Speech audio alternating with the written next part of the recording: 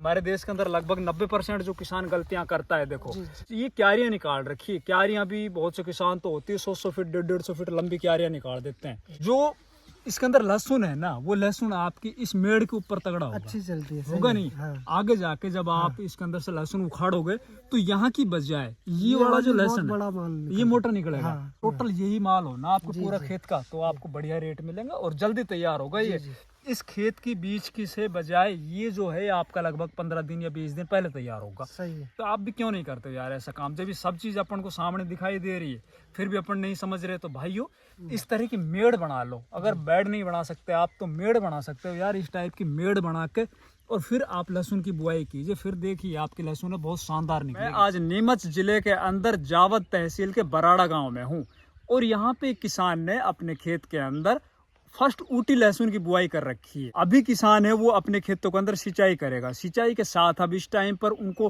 कौन से खाद डालने चाहिए, किन किन सावधानियों को अपनाना चाहिए, तो सीधे मैं आज मध्य प्रदेश के लहसुन के खेत के अंदर से आप लोगों को सारी ये जानकारियां दूंगा।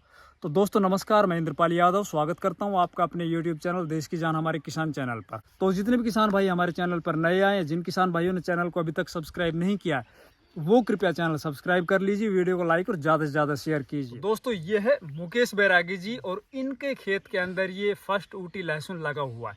सबसे पहले अपन बात करेंगे भाई ने जब बेसल डोज के अंदर इसमें खाद उर्वरक डाले थे उस टाइम पर कौन कौन से खाद दिए थे।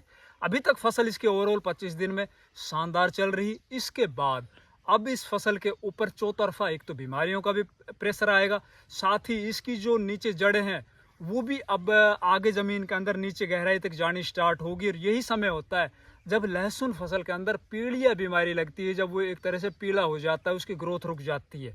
और इस टाइम पर अगर ये लहसुन फसल एक अच्छी ग्रोथ पकड़ जाता है तो इसको आगे जाके बढ़िया कंद बनाने के अंदर कोई नहीं रोक सकता। साथ ही जितनी भी बीमारियां इस टाइम पर लगेंगी, विशेषकर जो भी रस चूसक कीट होंगे, उनको अपन किस तरह से रोकें। तो सबसे पहले बात करते हैं भाई मुकेश जी, पहले अपना परिचय दीजिए। सर मैं मुकेश बैरागी, गांव बराड़ा और तहसील जावद, जिला नीमच से हूँ, मध्य प्रदेश। तो आपने इस खेत के अंदर बताया कि फर्स्ट ऊटी वैरायटी लगा रखी है, सर। तो इसको लगाए हुए लगभग कितने दिन हो चुके हैं?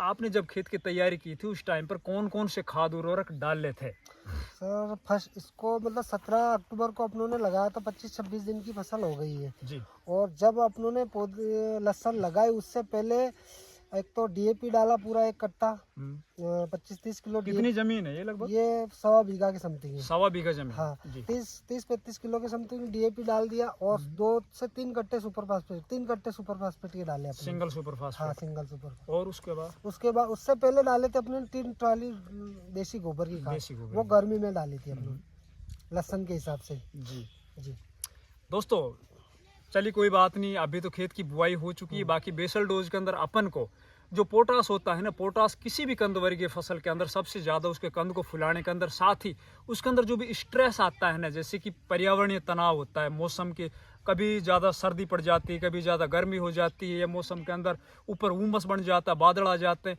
तो उस स्ट्रेस को बचाने के अंदर कहीं ना कहीं पोटास का बहुत बड़ा योगदान होता है। या फिर कई दफ़ा क्या करते हैं कि हमारे मोटर ख़राब हो जाए या फिर हमारी जो सिंचाई व्यवस्था है ना वो कहीं ना कहीं कभी कभी ख़राब हो जाती है, तो वो थोड़ा पानी लगाने के अंदर सिंचाई करने में थोड़ा देरी हो जाती है। तो अगर पौधे को पोटास की पूरी पूर्ति होती है उस टाइम पर पौधा है वो 2 से 4 दिन एक्स्ट्रा झेल जाता है, वो मतलब जो भी आगे आने वाली परेशानियां होती। साथ ही आपके कंद की जो क्वालिटी होगी उसके अंदर जो वाइटनेस होगी वो भी पोटास की वजह से बहुत शानदार होगी। तो भाई ने एक तो पोटास की कमी इसके अंदर छोड़ी बेसल डोज में, 1 बैग आपने पोटास जरूर डालना था बेसल डोज में। उसके अलावा भाई ने सिंगल सुपर फास्फेट अपने खेत के अंदर डाल दी। सिंगल सुपर फास्फेट के अंदर से फास्फोरस की भी पूर्ति हुई, कैल्शियम की भी पूर्ति हुई, साथ ही इसके अंदर जो सल्फर होती है उसकी भी पूर्ति हुई। बाकी देखिए सल्फर है ना, उसको एडेड इसके अंदर 3 किलो पर एकड़ के हिसाब से, या जो 1.25 बीघा जमीन है इसमें 3 किलो 90% वाली सल्फर भी जरूर डालने थे। इनकी जो जड़ों के अंदर बीमारियां आएंगी ना, जिसकी वजह से अपन देख रहे होते हैं कि यार जड़ है ना वो खत्म हो जाती है पौधे की, और पौधा बिल्कुल एक तरह से जैसे जल जाता है ना, ऐसे खड़ा हो जाता है, या तो व्हाइट हो जाता है या पीला हो जाता है। तो उनकी जड़ों के अंदर बहुत प्रॉब्लम होती है, जैसे कि नेमाटोड की होती है, या फिर और नीचे जड़ों से संबंधित काफी बीमारियां होती हैं। नीचे जो भी कोई भी इंसेक्ट होते हैं उनके लिए 3 किलो 5 किलो कार्टेप हाइड्रोक्लोराइड या फिर आप आधा लीटर से 1 लीटर क्लोरोपाइरीफॉस इन्हीं खादों में मिला के डाल सकते थे। चलो कोई बात नहीं, वो भी नहीं डाली, उनकी भी पूर्ति अब करेंगे। तो चलिए अब बताइए भाई, अब जबकि आपकी फसल लगभग 25 दिन की हो चुकी है, तो अब आपके दिमाग में क्या चल रहा है, हमें क्या डालना चाहिए?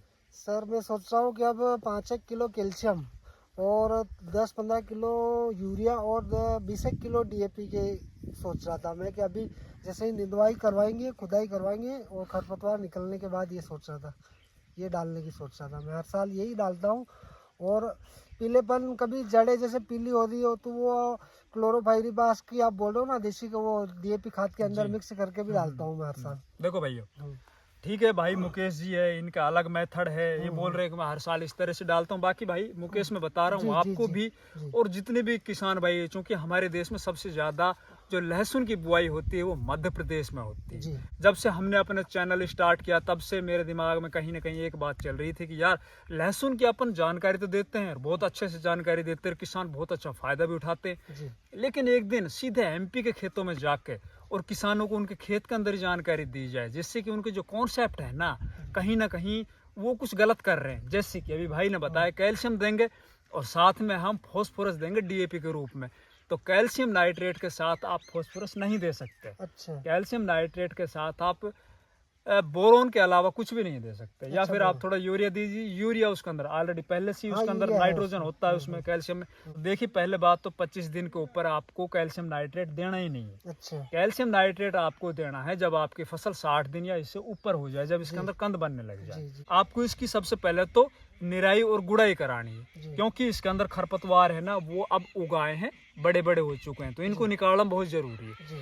अगर इस टाइम पर अपन इनकी जो निराई और गुड़ाई कर देंगे तो जो भी हमारी जमीन इस टाइम पर पानी की वजह से एक तरह से पाटा मार चुकी है ना, उसके अंदर वायु संचरण नहीं हो पा रहा और उनकी जड़ों के अंदर वायु वो पहुंच नहीं पा रही, तो उससे एक तो पौधे की जड़ों को वायु मिल जाएगी। और जितनी ज़्यादा वायु संचरण किसी भी ज़मीन के अंदर होता है ना, उतना ही पौधा वो नीचे ज़मीन के अंदर जो भी माइक्रो न्यूट्रिएंट पड़े हुए या कोई भी पोषक तत्व उनका अच्छे से ले पाता है या पौधा अच्छे से ग्रोथ कर पाता है।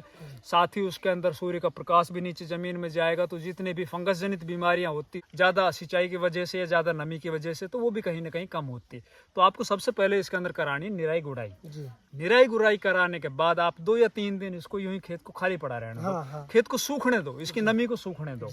फिर आपको क्या करना है, आपके पास 1.25 बीघा जमीन का ये लहसुन है, तो उसमें आप लगभग 30 किलो डीएपी ले लीजिए। 30 किलो डीएपी ले लीजिए। आप लगभग 15 से 20 किलो यूरिया ले सकते हो। आप यूरिया आपको ज्यादा लेना नहीं है। पहले फर्स्ट टाइम आप इसके अंदर गुड़ाई कर रहे हो, गुड़ाई करते वक्त अपन यूरिया ले सकते हैं, क्योंकि इसकी हमने वेजिटेटिव ग्रोथ है ना वो करानी है अभी तो फसल की, इसके ऊपर टोटल यही फोकस होगा हमारा। इसके साथ आपने जब शुरुआत के अंदर पोटास नहीं लिया था, तो म्यूरेट ऑफ पोटास भी आप लगभग 20 किलो ले सकते हो इस टाइम पर, क्योंकि खेत की अपन ने गुड़ाई कर रखी है, तो गुड़ाई करने से क्या है, म्यूरेट ऑफ पोटास इनकी जड़ों के अंदर सीधा नीचे चला जाएगा। उसके अलावा इसके अंदर आपको 5 किलो माइक्रो न्यूट्रेंट के अंदर भैया जितने भी पोषक तत्व होते हैं ना एक पौधे को या कोई भी फसल को आवश्यक होते हैं, वो कंप्लीट होने चाहिए, वो सभी आपने लेने हैं। वो बहुत सी कंपनियों के बढ़िया बढ़िया माइक्रो न्यूट्रिएंट्स आते हैं, आप उनमें से कोई ले सकते हो। इन सबको मिला लो। मिलाने के बाद इसमें आप लगभग 1.25 बीघा जमीन है तो 500 ml से 700 ml क्लोरोपाइरीफॉस 20% वाली है, वो भी मिला लो। वो मिलाने के बाद आप इसके अंदर छिटक दो, छिटक के और फिर आप इसके अंदर सिंचाई कर दो। सिंचाई के अंदर आपको क्या ध्यान रखना है कि पहले सिंचाई तो चलिए आपने गुड़ाई कर रखी है, वो तो आपकी जैसे लगेगी वैसे लगेगी, लेकिन उससे अगली जो सिंचाई होगी ना वो बिल्कुल हल्की करनी है। और जब आपका खेत सिंचाई मांगने लग जाए या खेत सूख जाए ऊपर से, तभी आपको सिंचाई करनी है। अक्सर किसान क्या करते हैं कि वो जल्दी जल्दी सिंचाई करके अपनी फसल को खराब कर लेते हैं जी। ऊपर से आपको इसके अंदर स्प्रे में क्या करना है, स्प्रे में आप परफोनोफॉस साइपरमेथ्रिन के साथ साफ पाउडर ले सकते हो। अभी तो ऐसी कोई फंगस जनित बीमारियां मेरे को दिखाई नहीं दे रही। अब आगे आगे जैसे ओस बढ़ती चली जाएगी और साथ में इसका जो वेजिटेटिव ग्रोथ है वो कंप्लीट धीरे धीरे बढ़ती चली जाएगी, तो इसके अंदर फंगस जनित बीमारियां आएंगी। फिर उस टाइम पर अपन जो फंजीसाइड है ना उनका थोड़ा दायरा बढ़ा लेंगे, उनकी जो ताकत है वो बढ़ाते चले जाएंगे, स्टैंडर्ड फंजीसाइड की तरफ चलेंगे अपन। लेकिन शुरुआत में आप साफ पाउडर लीजिए, उसके अंदर कार्बेंडिजम मैनकोजेब होता है और साथ में आप प्रोफेक्स सुपर या पोल्ट्रीन है ना वो आप ले सकते हो, उसकी आप स्प्रे कर दीजिए इसके अंदर। तो भाई अभी तो आप आप जब पहली आप सिंचाई कर रहे हो और पहला खाद डाल रहे हो यही काम कर लीजिए। हाँ उसके बाद क्या कुछ करना है जी वो जी भी हम समय समय पर बताते बिल्कुल, रहेंगे। बिल्कुल। धन्यवाद।